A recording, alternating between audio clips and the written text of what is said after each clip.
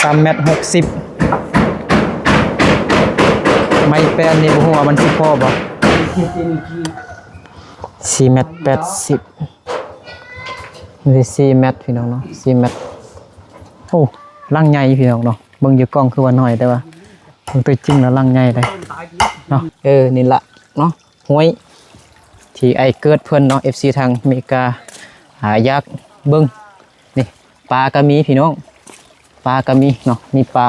ซิวปลาปกใส่นี่ก่อนดีก่อน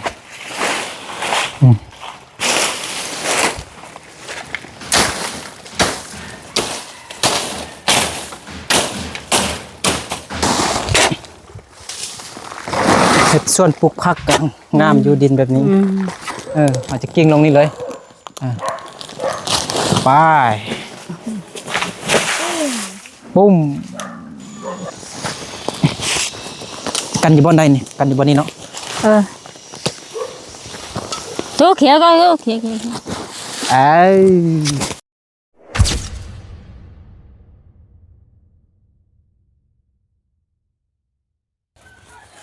สบายดีเท่าไหร่สบายดีสบายดีเมาต่อไปเราจะไปเบิ่งกันทุกหน้าก่อนสบายดีพี่น้องเบิร์ดสุขุสุขคนที่เคารพหักแพงเด้อยินดีตอนรับเข้าสู่ส่องเบานึกเผาปลาย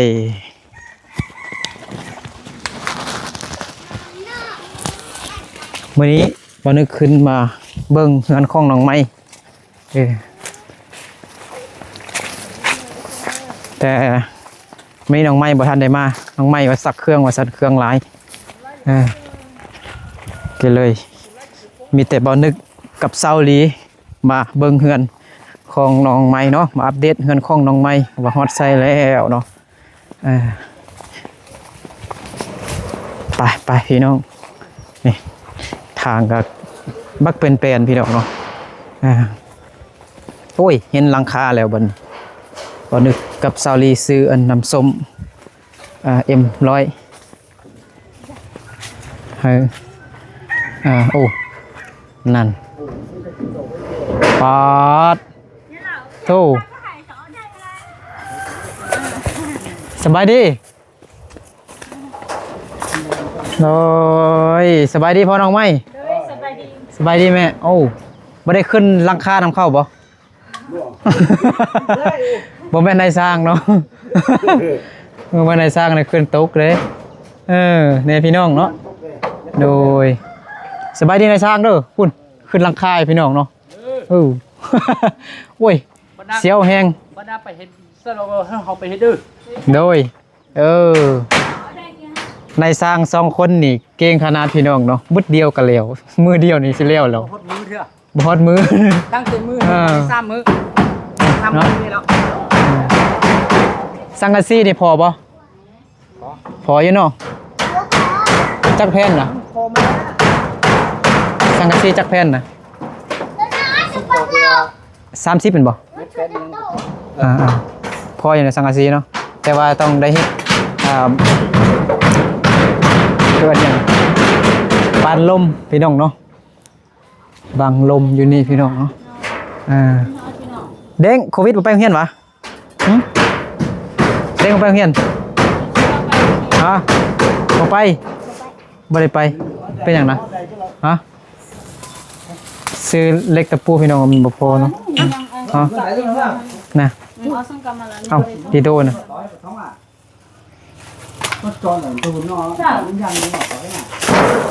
ซื้อM100มาได้พี่น้องน้ำส้มให้ในสร้างให้แม่น้องไม้ได้เอาก้อไว้ก่อนก็ได้ห้อยไว้ก่อนกันห้อยไว้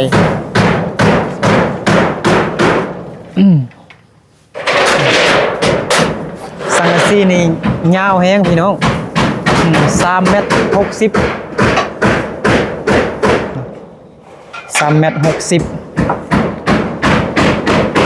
ไม้แป้นนี่บ่ฮู้ว่ามันสิพอบ่โอ้จะมีเสียงตอกสังกะสีเนาะรบกวนหน่อยนึงทางยาวนี่6 เมตร6 เมตรหมดบ่เดี๋ยว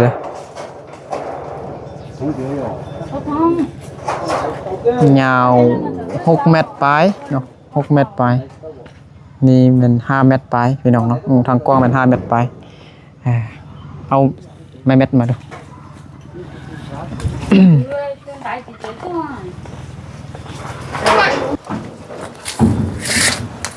จับดูสลีจับดูดูจักเม็ด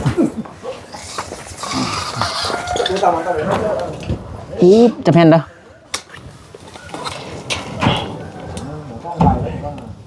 4 เมตรบอด5 เมตรซ้ำ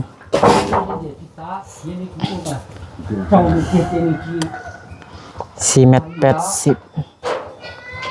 นี่4 เมตรพี่น้องเนาะ4 เมตร 80 4 เมตร 80 สังตีอันนี้มันลงกว้างเดี๋ยวมาแทกลงยาวบ้างลงยาวนี่6 เมตรพี่น้องเนาะเบิ่งกระหูแล้ว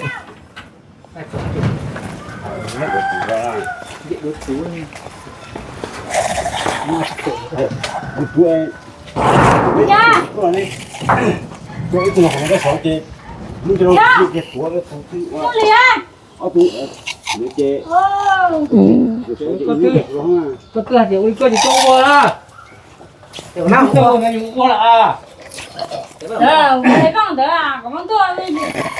6 เมตรปลายพี่น้องเนาะเกมสอง ลวงยาว6 เมตรปลายก็ถือว่ากว้างอยู่พี่น้องเนาะ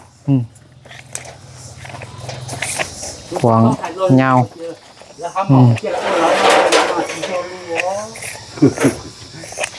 นี่หำมันจะโตเนาะโตหัว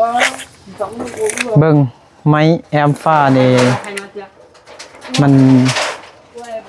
หนา15พี่น้องเนาะอาจจะบ่พอเพราะว่ามันหนา15แล้ว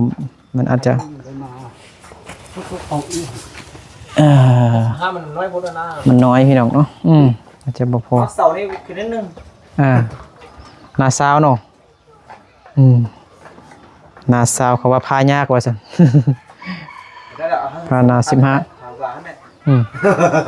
เอาอันนี้สั่งกันซี่มันจะใส่น่ะอันเก่าอ่ะโอ้ของไทยบ่นี่ของลาวบ่ของลาวบ่ของไทยเฮาที่เหมือนนั่นน่ะของไทยดินั้นมันของแท้ในสร้างมี2 คนเนาะมันซื้อยังเหรอมันรักมากนู่ซื้อนู่เนาะไอ้นู่กับลุงจัวเงินครัวนี่ต้องได้ขุดอีกพี่น้องเนาะเบิ่งเฮ็ดมันแล้วเฮือนใหญ่นี่ก่อนแล้วจึงขุดเฮือนครัวนี่อีกเฮือนครัวอยู่นี่เนาะเอาไม้มาตันดินก่อนมาตันดินอยู่นี่แล้วก็ขุดทมคือตัวใหญ่นี่พี่น้องเนาะต้นไม้นี่ลุงกุว่าต้นละแสนว่าซั่น แพงแต่ว่าต้นไม้เนี่ยนะตัดแต่ว่าต้นละเส้นน่ะตัดล้มแล้วก็ได้ตัดบ่ได้พาตัดเป็นท่อนนะเฮ็ดฟืนหรือว่าเฮ็ดตังนั่งบ่แล้วก็เอามาตันดินนี่ได้นะตันดินนี่ขุดไม่ค่าเนี่ยตันดินน่ะยอดเด้ไม่ค่านี่ในบ้านบ่ให้ปั๊มในบ้านระเบิดนี่น่ะถามแล้วเด้ตอนแท็กดินน่ะคันอยู่บ้านเฮานี่ดินเฮานี่เขาให้ตัดคาแม่นอยู่ขอบเขตดินเขาเจ้าแล้วต้องได้พัวพันกับเขาเจ้าก่อนนี่คือตัวนี้แต่ว่านี่อยู่ดินเฮากูตัดว่าตัวนี้ขานี่อันนี้เขาบ่ให้ตัดติแม่น้องไม้เว้ามื้อนั้นน่ะแม่นบ่เขาบ่ให้ตัดนะเขาก็บ่ได้เขาก็แล้วเขาบ่ให้ตัดหรอกบ่ตัดหรอกเขาบ่ให้ตัดเป็นขั้นหรอกนะถ้าตัดง่ามันทิ่มได้บ่ตัดง่ามันนะตัดง่ามันทิ่มได้บ่ย่านมันฟ้าลมแห้งนี่ย่านมันนั่นเด้ออ้วนนะฮะไม่อ้วนนะมันไม่จะพงเลยกันตัดง่ามันทิ่มน่าจะโอเคอยู่มันอยู่มอเนาะลมใส่เฮือนเอาผ้าก็ได้แต่ว่าสิเอาตัดเป็นท่อนนะเฮ็ดฟืนเฮ็ดไฟรั่วต้นไห้เดี๋ยวเนาะตัดทิ่มบ่เนาะต้นไห้ ต้นไห้นี่คันตัดทิ่มเนี่ยมันสิงามอยู่บ่หรือว่าป้าไว้ฮะ lá tiêu mà mua chỉ thuộc cái chim mua chủ ฮะจงไว้บ่จงไว้ตัดแต่ตัวนี้เนาะ3ต้นนี้เนาะ Đấy tôi sẵn chỉ cho được khí nó không nhiều khí na nó có chẳng trên nữa นี่น้องไม้สักเครื่องพี่น้องเนาะน้องไม้เครื่องลายปวดสักเครื่องน้องไม้บ่ทันมาเนาะก็เลยมานำแม่น้องไม้ โอ้ mẹ mà là bà đấy kinh hoa gió mẹ có thể kinh hoa nên ông sắp xếp lòng สังวงสังกะสีในห้อนอยู่เลย để uống gió những cái à hay là kia มันมีเพดานพี่น้องเนาะแต่ก็ดีกว่าที่ khó vào với chẳng มุงยาคาเนาะ giờ tướng vào đây à không chỉ là một hoa บ่มีจกมีชวนบ่มีจกมีเสียมบ่ không có lo ăn มาอยู่ทางนี้เบิ่งดูโต có cái con tái thôi โอ้ลังใหญ่พี่น้องเนาะเบิ่งอยู่กล้องคือว่าน้อยแต่ว่าเบิ่งตัวจริงแล้วลังใหญ่เลยเนาะ như chúng ta một chế là như cái cung หาบ่แม่น4 คูณ 6 5 คูณ 6ซะเนาะเกือบฮอดตั้งแต่20 ซังตีฮอด5 เมตรเนาะลงกว้างลงยาวนี่6 เมตรปลายนี่ต้นไม้นี่ FC เพิ่นก็ให้ตัดเด้อพี่น้องเนาะให้เกิดเพิ่นให้ตัดต้นไม้นี่นั่นก็ต้นน้อยพี่น้องเนาะเอาพาตัดทิ่มก็ได้ต้นน้อยแต่ต้นใหญ่นี่เอาจักมาตัดเฮ็ดเป็นท่อนเอามาตานดินนี่ก็ได้เนาะมากันดินนี่มา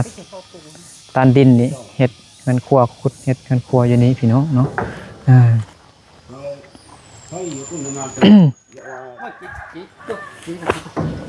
chích chầu á ไอ้หนูมีอันนั้นบ่มีจกบ่ส่วนมีบ่บ่มียืมครับแม่ไม้เจ้าไปเอาเป้าได้บ่แม่น้องไม้เอิ้นแม่น้องไม้เด้อแม่ไม้ไปเอาเป้ามา có tên đĩa chứ nó เอามา8 หน่วยก็ได้บ่แม่นเอา4 หน่วยก็ได้เอาแต่4 หน่วยมาก็ได้ก่อน có đường cả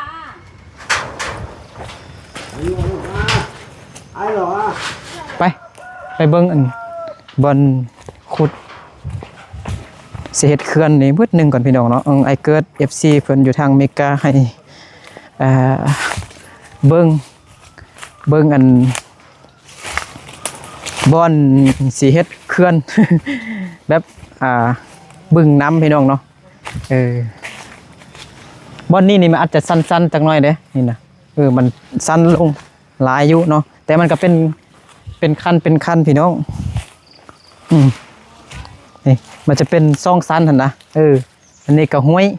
อันนี้ก็จะเป็นสั้นหนึงสั้นหนึงสั้นซ่องไปพูดเนาะอยู่บอนนั้น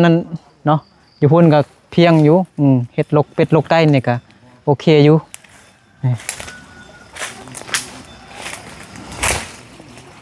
นี่ขุดนี่นะบ่ต้องขุดอยู่มอนี่เดี๋ยวมาเบิ่งน้ำนี่มอก่อนฮึบนี่น้ำก็ยามนี้มันก็บ่แห้งเถอะมันก็ไล่ดีอยู่ไปยังเจ้าลีทึกน้ำปักเอาบ้างเอากล้องมาดู น้ำปักเซาลีพี่น้องโอ้ลำบากแท้เด้อนี่น้องไม้บอกทันได้มาเถอะเนาะน้องไม้ว่าสักเครื่องลายมาใส่สักเครื่องอยู่นำช้างพี่น้องเดี๋ยวมาเบิ่งนี่คือน้ำหวยน้อยๆที่ FC เพิ่น ถามเนาะไอ้เกิดเพิ่นถามอยากเบิ่งห้วยแบบชัดเจนว่าซั่นเนาะนี่ก็จะมีหินเนี่ยเอาหินนี่ไปเฮ็ดไปก่อเฮือนก็ได้นี่พี่น้องเนาะหินก็หลายอยู่แต่คนหินขึ้นดอยนี่อาจจะเมื่อยอยู่ได้พี่น้องเนาะมันหนักเด้นี่ละเนาะห้วยที่ไอ้เกิดเพิ่นเนาะ FC ทางอเมริกาอยากเบิ่งนี่ปลาก็มีพี่น้องปลาก็มีเนาะมีปลาซิวปลาปกบ่มีแต่ปลากระเดิด ห้วยแบบนี้ห้วยที่มีหินจังซี่นี่บ่มีปลากระเดิดนี่เบิ่งตาลอยู่นี่ก็ได้ตาลน้ำกันน้ำพี่น้อง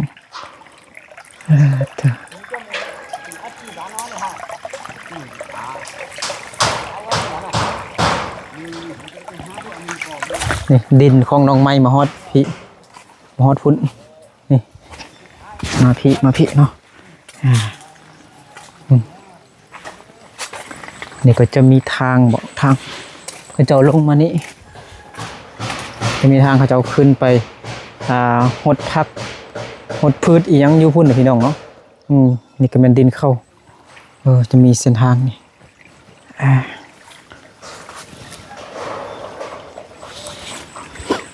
ดินน้องไม้ก็ฮอดนี่อันนี้มันดินเขาแล้วนี่ดินของน้องไม้ฮอดนี้เนาะอันนี้จะเป็นห้วยน้อยๆนี่พี่น้องห้วยน้อยๆอยู่นี่จะเป็นกันสายแดนระหว่างดินของน้องไม้กับดินของเขาเจ้านี่ต้นไม้ต้นนึงเนาะบ่ฮู้ชื่อมันต้นไม้อีหยังโอ้ยห้วยอันนี้กระปูกระมีพี่น้อง นี่เห็นบ่หูปูคุยตัวปู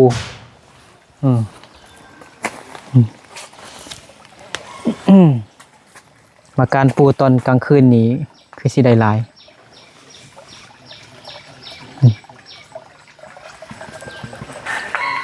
นี่เนาะห้วยยามนี้ก็น้ำก็หลายอยู่แต่ยามแล้งนี่ก็จะแห้งจะแห้งอยู่แห้งกับบ่แห้งแท้นะจะก็มีเป็นบ่อไปหั่นนะมันก็บ่แห้งหมด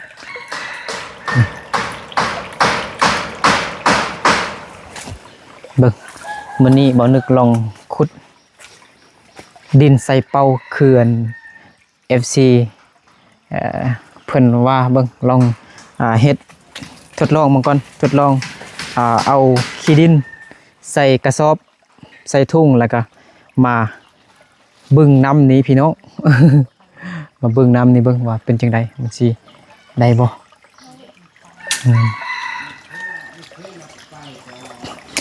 แต่ยังบ่ฮู้ว่าสิอยู่รูปนี่เลยเนาะมันแคบเลยเนาะ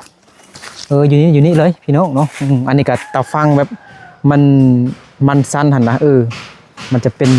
ห้วยแบบเลิกๆพี่น้องนี่เดี๋ยวจะกันอยู่บ่อนี้เลยจังไรนะดูว่ากันอยู่พุ่นเอาบ่อยู่พุ่นก็ได้เด้ sorry อยู่พุ่นเอาเนาะโอเคแต่มันเป็นดินเขาเนาะกันอยู่นี่เลยนะ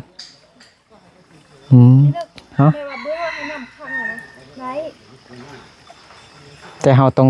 ทำความสะอาดดีก่อนโดดมาเลยเมื่อกี้โดดมาดิ โอ้ยจอกนี่เลยป่ะเฮ้ยตีอาจู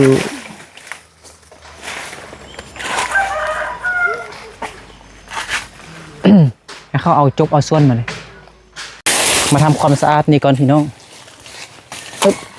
เราจะขุดขี้ดินใส่ทุ่งแล้วก็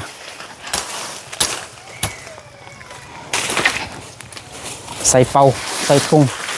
แล้วก็กิ้งมาลองกันน้ำอยู่นี่ดูมันสิโอเคบ่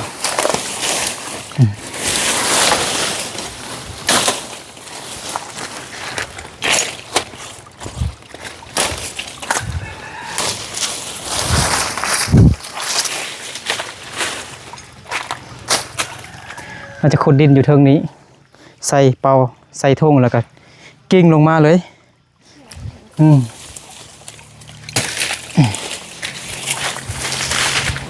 เขาต้องแปลงบอนที่เขาจะตรงใส่นี่กันดีกัน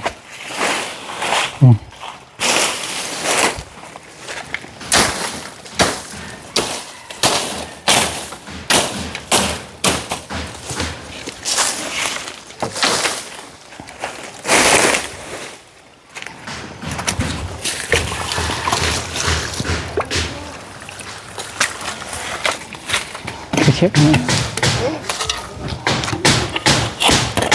แล้วก็ เช็คได้เด้ง ดัง มา ดังถือน่ะแล้ว คู่กันกันเลยเนาะบอนนี้มันสั้นอยู่ ตัวก็ไปมันก็ได้ตัวก็ไปไม่ได้ตัวไปจะไปบีบเปิด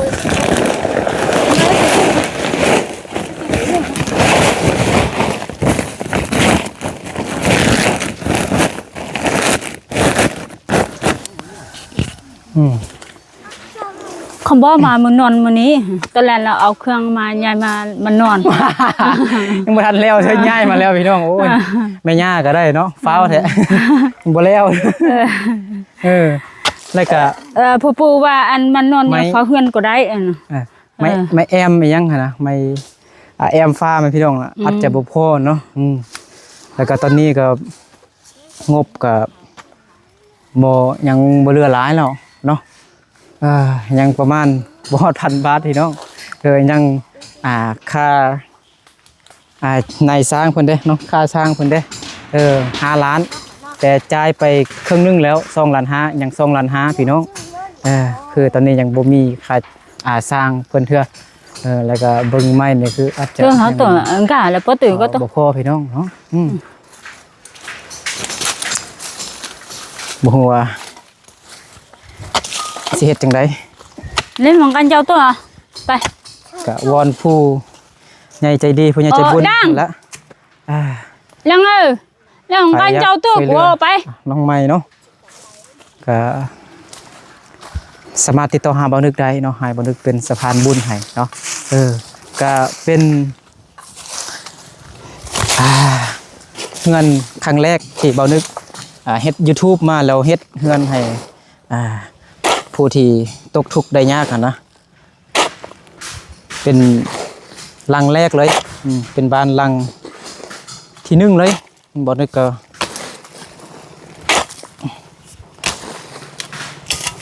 บ่ค่อยฮู้ปานใดเนาะเรื่องเฮ็ดเฮือนยังไงนะนายสร้างเพิ่นก็แท็กดีแล้วมื้อนั้นว่าสั่งไม้มาประมาณนั้นประมาณนี้แล้วเมื่อวานนี้ก็ยังขาดไม้5x15พี่น้องได้ซื้อมาเติมตัวนึง300,000กีบเนาะก็ประมาณ300 กว่า300-400 บาทนี่ละตัวนึงบักครึ่งแพงอีหยังก็แพงพี่น้อง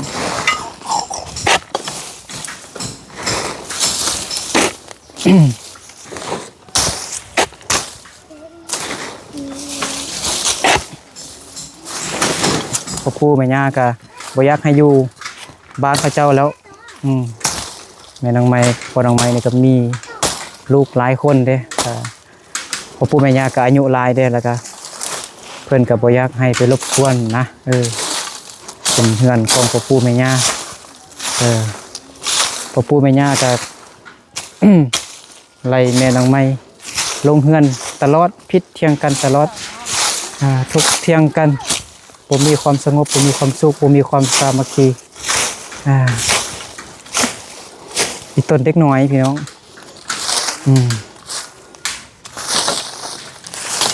สบายดีน้องชง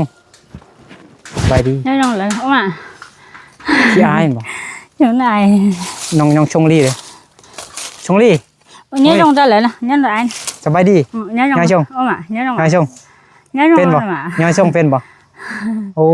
ยเนาะมาเฮ็ดยังเนาะ đi sao lý lại là คือว่ามานะมันมดขี้เข็บหลายเลยน้องชงเอาน้องไปพุ่นไป thôi chứ nóng về về những người trong to ขี้เข็บเมื่อกี้ก็เห็นขี้เข็บน้อยๆตัวนึงตัวนี้พี่น้อง มันกระเทินนะพี่น้องเนาะจะเป็นได้สวยน้องไม้ มันนอนแต่ใดแล้วว่าอันเขาบอกว่ามันบ่ได้ดีแล้วอันมันนอน มันนอนไหนเลย พอเฮือนก็ได้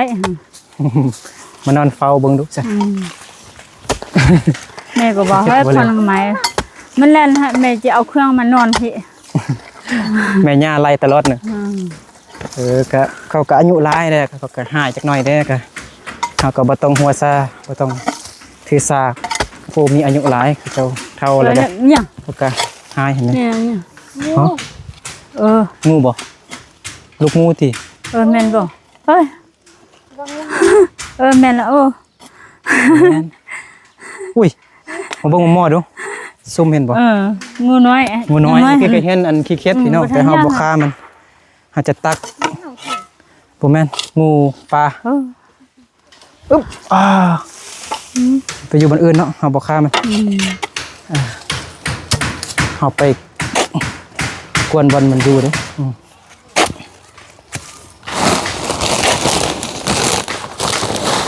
มัดปากเป้าแล้วก็เฮาก็จะกิ้งลงเลยกิ้งลงห้วยลองตันน้ำบังดูเราจะเห็ดเขื่อนไฟฟ้า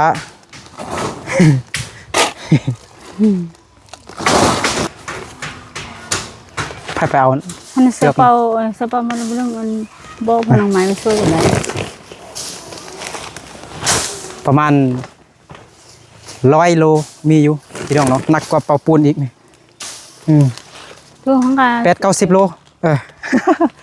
ตอนนี้ท้าอันให้น้องโควิดไปเอาอันนั้นไปเอาเล็กหรือว่าลวดนะลวดเล็กนะมามัดจึงอยู่ก็จะกิ้งจะตันน้ำบังดูคือไอเกิดเพิ่นว่าเนาะว่ามันสิ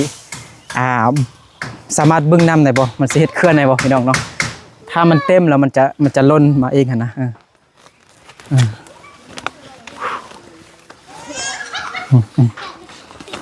ปิดไว้ก่อนมันเลี้ยงกาเตเรียนปิดว่ายานเตมีคนเข้าหลับอ่ะเนาะในบ้านเฮ็ดตะนางอ้อมแล้วพี่น้องเนาะคันบ่มีตะนั่นรอเข้าหลับอ่ะอยู่บ้านนี่เตคนไล่น่ะมื้อใดถึกเลขก่อนเข้าหลับไปเป็นยากินเท่านั้นคนบ่ดีหลายเนาะแป้งไหนปะงูเนาะโอ้ขี้เข็บหลายเด้ก็เนาะตัวเมื่อกี้นะบ่แม่นเด้ตัวมาพี่ตัวมานะหัวมันยกลงดู1 2 3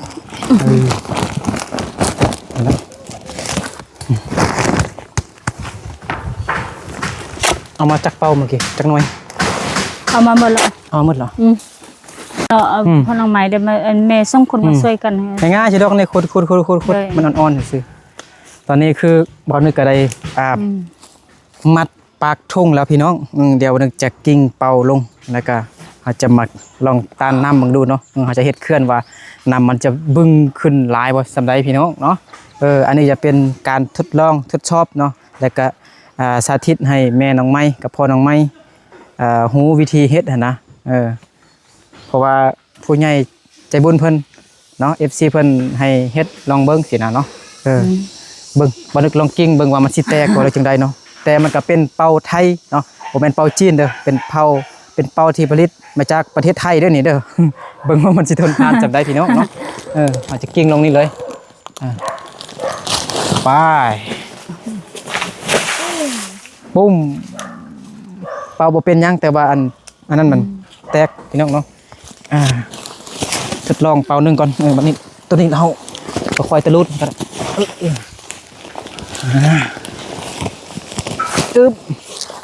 อยู่งั้นเลยเบิ่งซาลี่โอ้ปากเป่ามันแตกบ่เป็นหยังเดี๋ยวน้ำมันจะซึมเข้าแล้วมันก็จะดินมันก็จะแน่นเองจะเหนียวเองพี่น้องเขาจะค่อยตะลุดอันนี้ไปกันอยู่บนใดนี่กันอยู่บนนี้เนาะตัวเขียวก็เขียวตะลุดตัวนั้นมาได้บ่ได้อันนี้เอาไก่นิดนึงเด้อ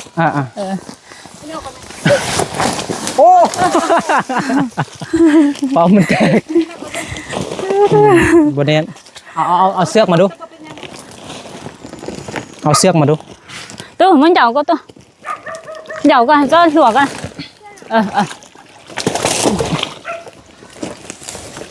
โอ้เป่านี่บ่เป็นหยังพี่น้องมีแต่เสือกมัดปากมันซื่อๆมันบนเนี้ยอันเสือกมันบ่ค่อยแข็งแรงอ่ะนะ con cày có họ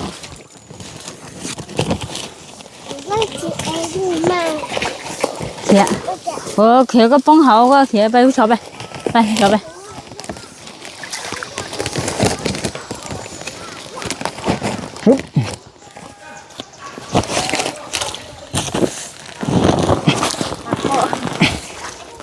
มันกระตานน้ำได้ดีเด้พี่น้อง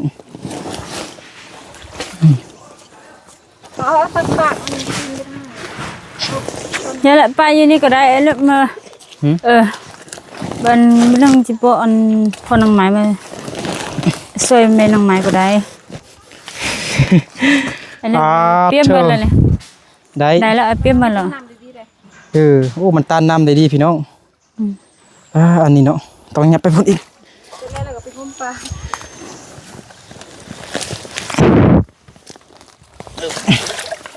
ต้องยับไปจำเหนียวโอ้มันตานน้ำได้ดีเด้น้ำแห้งแล้วกันไปซอกปลาเลยบัดนี้ตอนนี้นี่2 คนได้มานี่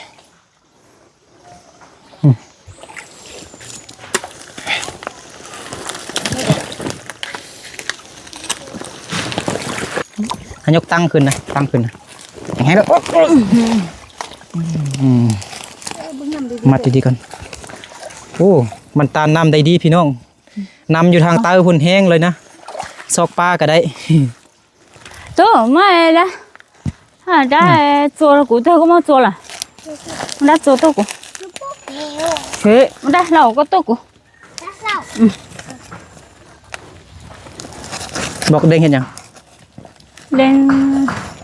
thì thường hơn đi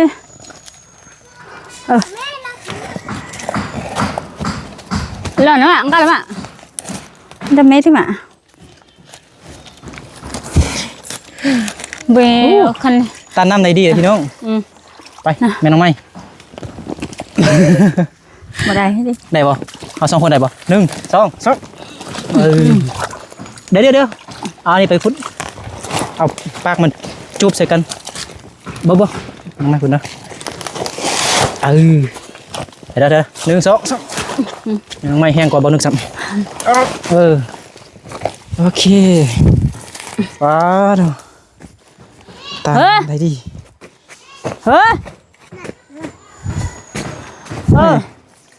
อันนั้นเอาใส่เป่าหนึ่งยามันอันนั้นใส่อยู่คุณอยู่จุดไกลๆทางแคมมาใส่มังหินกันนะโอ้4 เป่าคุณพี่น้อง8 เป่าคุณได้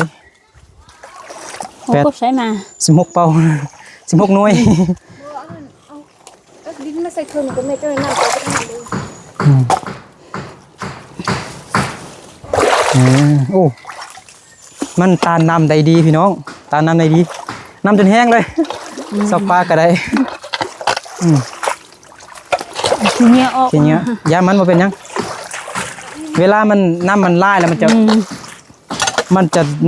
ล้นเองนะมันจะล้นเองนะน้ำมันเต็มแล้วมันก็จะล้นเองเลยไปเคลื่อนอะไรนะไปขึ้นไปขุดมาตึมใส่คุณเป่าหนึ่งเป็น8 เป่าพี่น้องเนาะดูว่าย่องใส่กั้นนี่มันก็ได้อยู่ป่ะมันจะได้อยู่ป่ะหรือว่ามันหน่อยพอดบ่มันจอยพอดบ่แบบให้เฮ็ดมันตุ้ยๆใหญ่ๆหั่นนะหรือว่าใส่ย่องใส่ซ้ำนี่เลยหรือว่าย่องเติมอีกใส่อีกใส่นี่นะฮะบ่ยันน้ำลายมันก็ล้มโอ้มันบ่มีแห้งตาลโอ้มันยันเป่านี่มันสินั่นนะ น้ำแห้งเลย ลูกปลาเปียก สอกปลากันเลยนี่น้ำบึ้งขึ้นเลยมันเต็มมันจะล้นเองไปยังไงนี่เลยยังไงรีเลยเพื่อนถ่ายลงรุมดูโอ้สุดยอดแม่น้องไม้โอเคเต็มมันก็ล้นเอง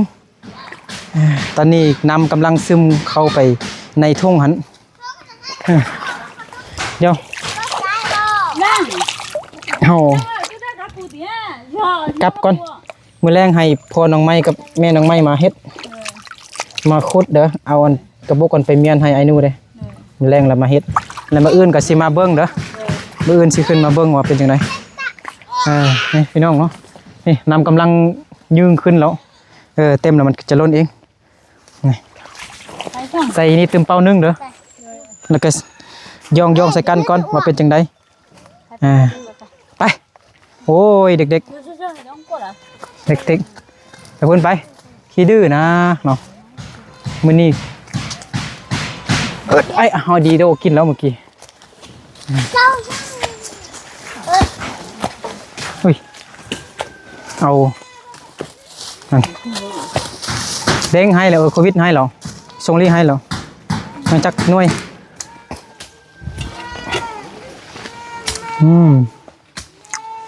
โอเคอยู่เนาะตานำได้ดีสุดยอดกู๊ดไอเดียของ FC เนาะไอเกิดเพิ่นให้เฮ็ดเบิ่งโอ้สุดยอดเลย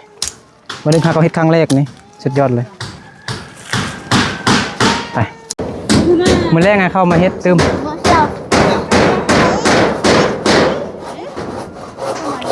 แม่น้องไม้กับพ่อน้องไม้มาพุดดินอีกหมดแล้ว2-3 มื้อตกไปหมด แล้วอันนี้เดียว แล้วลงไปว่า2-3 มื้อ เอาไว้นี่ก่อนหน่อยบ่ ไปหมดซ่อนน่ะ ของเราอ่ะ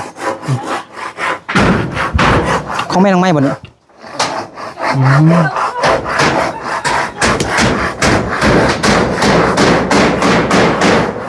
โอ้พ่อน้องไม้ขึ้นหลังคาพุ่นนะโอ้ความจริงเราเก่งเด้เนาะคือมันสร้างมันได้ ในสร้างเฮ็ดนึง ก็ได้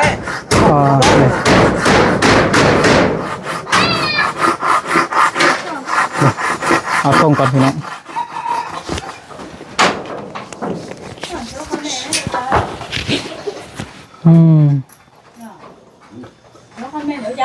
ชงลีขี้ดื้อชงกับบอกไปโรงเรียนนั่นบ่อันนั้นจกใครน่ะจกอายบ่ชงมาพี่เอาชงพี่ โอ้ยยาไม่เลยเฮ็ดแล้วนะ อีหยังนะ อย่างน้อยนึงบ่ นี่ลุงจัวกับไอ้นู่ซีแอมฟาแล้วพี่น้องเนาะเอาบ่ไม่ไปปกเอา ไม่แฟนนี่อาจจะบ่พอแล้วเบิ่งนี่นะพี่น้องเนาะเสียกันลีท้องต่อแล้ว อันนี้สิให้ประตูติ เฮ็ดประตูอยู่นี่ อันนี้เบิ่งเนี่ยขอตรงขอเนาะบ่เฮ็ดเลยเนาะประตูน่ะ บ่เฮ็ดนอกขึ้นหลังคา ได้ขึ้นเลยขึ้นแล้วลงเลย เขาไปยังพุ่นน่ะให้ สุดยางวัดยาง ไปปัดย่างเหรอ คิดยาง เอาคือเอาเขาซ่านไปนอนบ่ไปนอนพุ่นเนาะ กายเอาเถอะดูก็ตกก็ได้ยัง6เซนเด้อนี่ลงจั่วลองนับดูบ่ฮู้ว่าคันไม้บ่พอนี่ก็ได้ตัดไม้ไผ่ใส่แล้วนี่ไม่ไปเราให้เจ้าของไปตัดให้เลย มันจะเข้าไม่ได้ให้แม่น้องไม้ไปตัดทางคาสร้างเลยฮอด18-19 ล้าน20 ล้านจะไปล้านแล้ว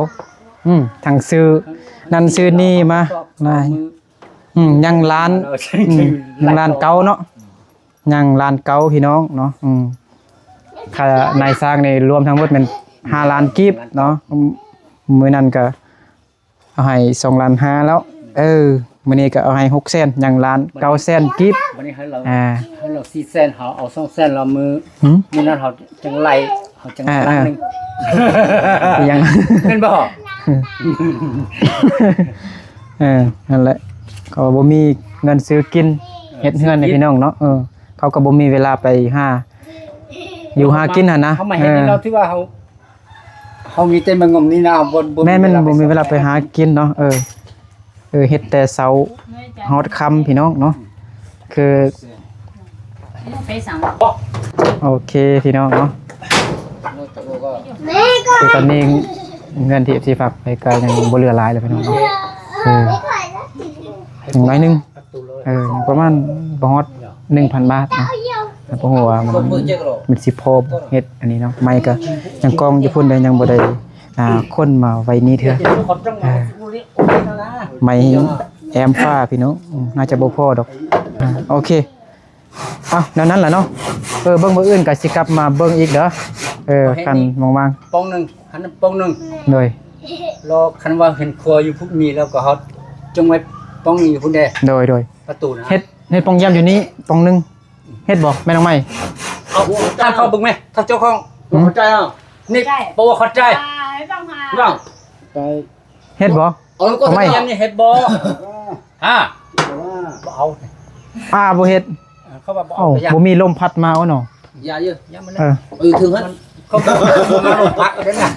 โอ้ยมันบ่มืดนะ เขาบ่มาลงพัก พอน้องไม้ว่าบ่เฮ็ดห้องห้องเยี่ยมว่าซั่นพี่น้องเนาะ มันบ่เป็นคนลาวเราสู้เราคงมาเฮ็ด เราสู้กันจังซี่เนาะ เป็นแบบนี้เงินได้เราสู้ โอเคเดี๋ยวมากลับก่อนเด้อร้านกลับก่อน พี่น้องได้เราสิผู้5ดอก โดยเป็นอะไรโทรหาเด้อโดยพี่น้องเนาะเดี๋ยวเราจะเดินทางต่อพี่น้องเนาะพอน้องไม้ขึ้นหลังคาพุ่นระวังตกเด้อพอไม้ไปโอ้เจ้าขี้ดินพี่น้องเนาะเบิ่งนำก๊อกสิออกอยู่บ่ตาเด้อเฮ็ดแต่2มือพี่น้องเนาะก็สิแล้ว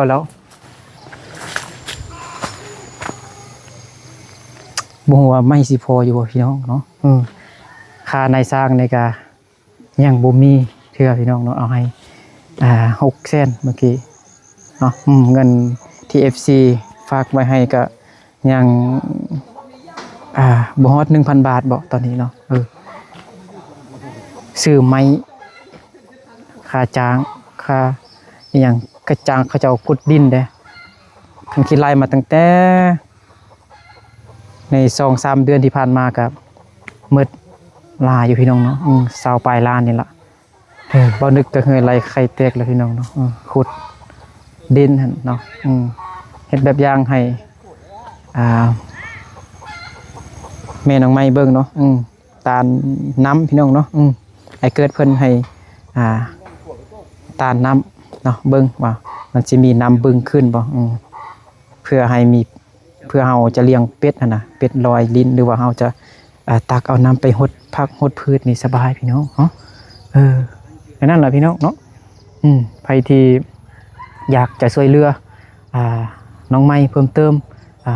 สามารถติดต่อหาบ่าวนึกได้เนาะบ่าวนึกให้บ่าวนึกเป็นสะพานบุญให้ก็ได้หรือว่ามาช่วยโดยตนเองก็ได้เนาะมันกระเทินอยู่พี่น้องเนาะตอนนี้ค่าสร้างก็ยังล้านเก้าพี่น้องล้านเก้าก็ประมาณ2,000 กว่าบาทเนาะกับ 3,000 นี่ล่ะค่าในสร้างกันเนาะก็ยังขาดหลายอย่างอยู่เนาะตัวอันบังลมทางเทิงก็ยังบ่มีเนาะยังบ่ได้บ่มีงบซื้อสังกะสีเทื่อพี่น้องเนาะนั่นแหละฝากให้ผู้ใหญ่ใจดีลองพิจารณาเบิ่งนำกันเนาะเป็นตาอีต้นแห่งหญ้าไล่หนี้ตลอดพี่น้องเนาะบางครั้งก็ให้เนาะแม่น้องไม้ก็ให้มื้อนั้นนะแต่บ่นึกบ่ได้ถ่ายให้พี่น้องได้เบิ่งเนาะโอเคเอาสำหรับคลิปนี้ก็สิประมาณนี้พี่น้องเนาะน้องไม้กับสักเครื่องลายเต็มคุใหญ่พี่น้องเนาะเมื่อกี้เนาะมีแต่บ่นึกมาเบิ่งเงินจะซื้อพี่น้องเนาะโอเค เนาะก็ขอบใจขอบคุณ FC เบิร์ดสุขุสุขคนเนาะที่เข้ามาติดตามรับชมคลิปแต่ต้นจนจบเนาะอยู่ดีไม่แห้งหมดสุขุสุขคนพี่น้องเนาะไปเดี๋ยวเดินทางกลับก่อนพี่น้อง